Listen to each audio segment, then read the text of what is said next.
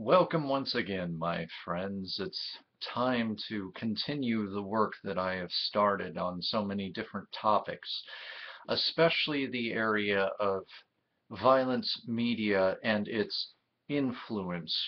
Because once more, we have people who have just decided to not care about what science actually can prove, what science can actually back up, and just speak from their ignorance and act as if that is okay.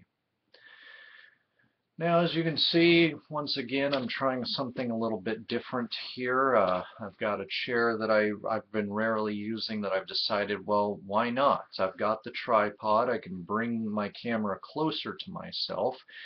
Uh, and so why not utilize that along with this chair and my lighting?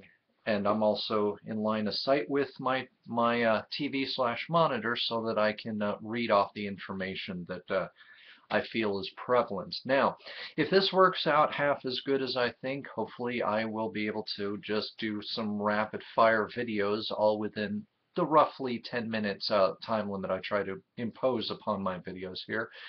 And hopefully we can move forward because there's a lot to cover, including a story that apparently seems to point to one deranged person's link.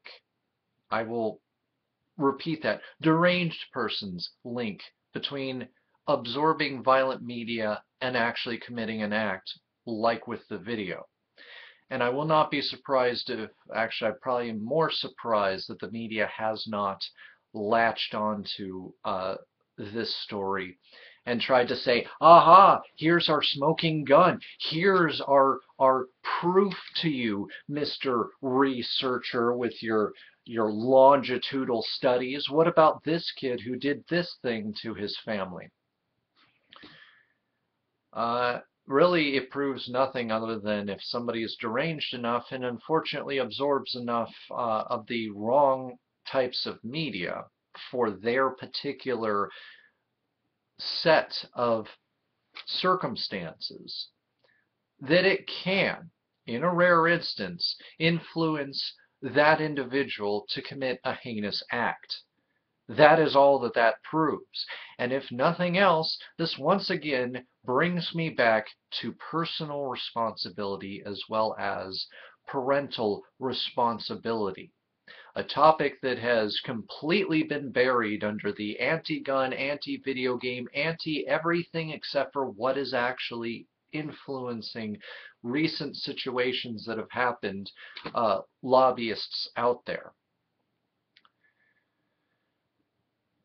So without further ado, I'm going to end this video here, kind of an introduction to tonight, most of which is going to be dealing with the effects of violent video games and violent media upon your normal, average, well-adjusted individual.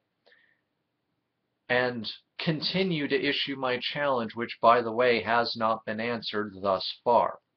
I digress, though, because I was very sure in making said challenge that it would not be answered because there's not enough information or even pseudoscience information out there with which to be able to present or mount an effective, scientifically based opposition to the studies and the research and the work that I have done.